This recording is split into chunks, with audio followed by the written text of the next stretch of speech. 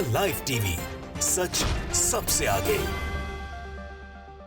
नमस्कार, मैं हूं रंजीत झा और आप देख रहे हैं द लाइव टीवी। योगी सरकार का दावा है कि बुलडोजर राज आने से गुंडे माफियाओं पर लगाम लगाई जा सकी है, लेकिन उनका क्या करेंगे जो राजनीतिक रसूख में नए नए गुंडे बनते जा रहे हैं। भारतीय जनता पार्टी के राज में अब ऐसे गुंडों की कोई कमी नहीं है जो राजनीतिक रसूख के दम पर मवालीगिरी करते हैं, थाने में घुसकर धमकी देते हैं और इसमें बड़े बड़े राजनीतिक तंत्रों का हाथ होता है। नई खबर जो सामने आई है उत्तर प्रदेश से ही है। योगी सरकार के मंत्री दिनेश खटीक के भतीजे ने उत्पात मचाया है, थाने में घुसकर हाथापाई की है, गुंडागर्दी किया है। खुद खनन माफिया है और खनन माफियागिरी करने के चक्कर में पुलिस थाने में पहुंचकर बवाल काटा है। पूरी खबर क्या है, इसके लिए सबसे पहले आप अपने स्क्रीन पर बोलता हिंदुस्तान का यह ट्वीट देखिए। बोलता हिंदुस्तान का स्क्रीनशॉट बद्रे आलम ने शेयर किया है। इसमें लिखा हुआ है, मेरठ थाने में घुसकर योगी सरकार में मंत्री दिनेश खटीक के भतीजे ने की हाथापाई, अवैध खनन करने वालों को छुड़ाने पहुंचा था। अब खबर हम और डिटेल में बताएंगे, कुछ भी वेबसाइट्स ने इसे कवर किया है। दिनेश खटीक वो मंत्री हैं योगी सरकार में जिन्होंने हाल में इस्तीफा दिया था, अमित शाह को खत लिखा था, बाद में पलटी मार गए। उनका कहना था कि यहाँ पर दलितों की बात नहीं सुनी जाती है, उनकी कोई नहीं सुनता है। और फिर जब खत लिखा गया फिर मामला इन लोगों ने सेटल कर लिया। सेटल करने का अब देखिए नतीजा यह है कि इनके परिवार का सदस्य, इनका करीबी, इनका भतीजा खनन माफिया है, गुंडागर्दी कर रहा है। अपने माफिया साथियों को छुड़ाने के लिए वह थाना में हाथापाई करता है। किस चीज के दम पर? क्या उसे डर नहीं है कि अगर वो गुंडागर्दी कर रहा है तो उनके घर पर भी बुलडोजर चलाया जा सकता है? लेकिन योगी सरकार में कैसे ये इन लोगों के घर पे बुलडोजर चलेगा? जब सैया हो कोतवाल तो फिर डर काहे का? सिर्फ गुंडे मवाली और गरीब अल्पसंख्यक ऐसे लोगों पर बुलडोजर बहुत तेजी से चलता है। लेकिन जब राजनीतिक रसूख के दम पर कोई नया नया गुंडा तैयार होता है, ऐसे गुंडे मवालियों पर कौन एक्शन ले रहा है भला? वैसे तो योगी की पुलिस उत्तराखंड में भी घुस जाती है, वहां बड़े बड़े घटना को अंजाम देकर चली जाती है, बेवजह का केस सौंपती है। ऐसे गंभीर आरोप लगे थे, वहां के एसीएस ने लगाया था उत्तराखंड के। अब जरा इस खबर को विस्तार से देखते हैं कि मामला क्या है। दिनेश खटीक का भतीजा कितना बड़ा गुंडा है। अपने स्क्रीन पर दैनिक भास्कर की खबर देखिए। राज्य मंत्री दिनेश खटीक के भतीजे पर एफआईआर, पुलिस से की हाथापाई, अभद्रता, अवैध खनन की सूचना पर पहुंची थी फोर्स। खबर में क्या जानकारी दी गई है वो भी जरा देखिए। उत्तर प्रदेश सरकार के राज्य जल शक्ति मंत्री और भाजपा के हस्तिनापुर विधायक दिनेश खटीक के भतीजे ईशांत उर्फ ईशू पर पुलिस ने मुकदमा दर्ज किया है। मंत्री के भतीजे पर पुलिस से अभद्रता करने, हाथापाई और गाली गलौज करने का आरोप है। साथ ही सरकारी काम में बाधा डालने का भी आरोप है। इसके चलते मवाना थाने में रविवार को पुलिस ने मंत्री के भतीजे पर मुकदमा दर्ज कर लिया। तो देखा आपने, और ये सिर्फ दिनेश खटीक के भतीजे की स्थिति नहीं है, सिर्फ यही गुंडा नहीं है। हमने आपको पहले भी खबर बताई है कि उत्तर प्रदेश में ही सांसद के भतीजे ने ग्रामीणों पर, महिलाओं पर पिस्टल तान दी थी। वो भी खबर बहुत तेजी से वायरल हुई थी।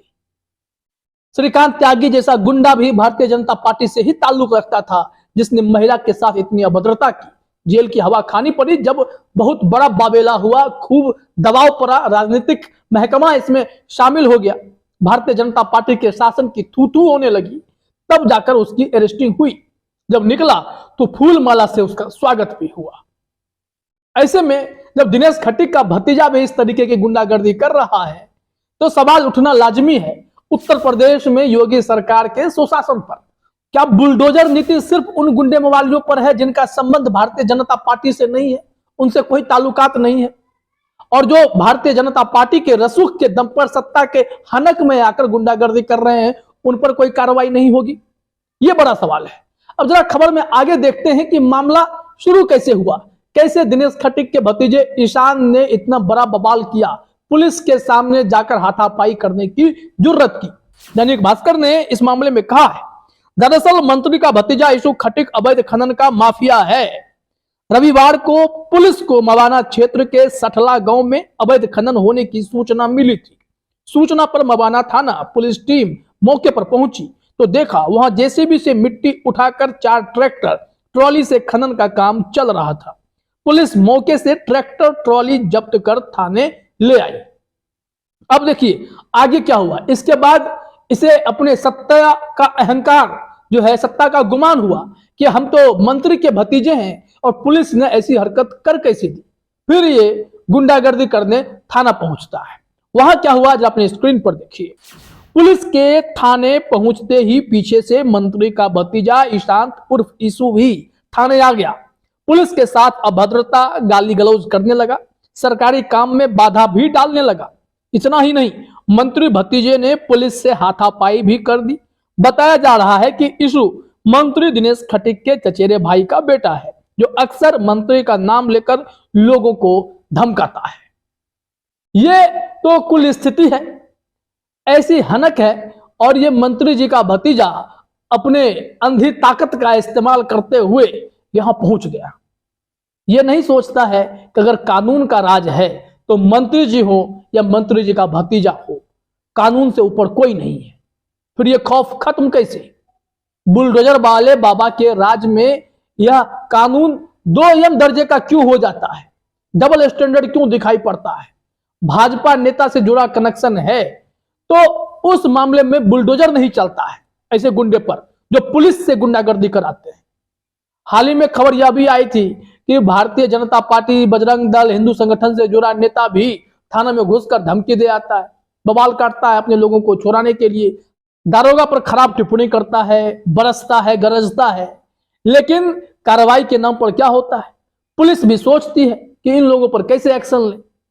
हालांकि इस मामले में एसएसपी रोहित सिंह सजवाण का कहना है कि मवाना थाना क्षेत्र के अंतर्गत ही कुछ लोगों को देखा गया कि अवैध खनन में लिप्त थे और ऐसे में थाने की पुलिस वहां पहुंचती है, कार्रवाई करती है, ट्रॉली ट्रैक्टर जब्त करके ले आया जाता है। लेकिन इसके बाद ईसु जो दिनेश खटीक का भतीजा है वह गुंडागर्दी करने पहुंच जाता है। मामले में एफआईआर दर्ज कर ली गई है और ईसु को गिरफ्तार कर कानून सम्मत कार्रवाई की जा रही है, ऐसी जानकारी भी एसएसपी के जरिए आई है। हालांकि अरेस्टिंग हुई है, क्या वह अरेस्टिंग के बाद तुरंत छूट जाएगा क्योंकि मंत्री का भतीजा है, या फिर योगी सरकार कानून सबके लिए बराबर रखते हुए मंत्री दिनेश खटीक या उनके सगे संबंधी पर बुलडोजर चला देगी? क्योंकि बुलडोजर नियम तो आजकल मध्य प्रदेश में भी चल रहा है, असम में भी चल रहा है, बिहार भी पहुंच चुका है, हर जगह इसके असर दिखाई पड़ने लगे हैं। तो उत्तर प्रदेश की सरकार अब अपने घर में इस तरह की घटना के बाद क्या करेगी, इसका इंतजार रहेगा। फिलहाल इस वीडियो में इतना ही। आप सभी का हमसे जुड़ने के लिए बहुत बहुत धन्यवाद। द लाइव टीवी, सच सबसे आगे।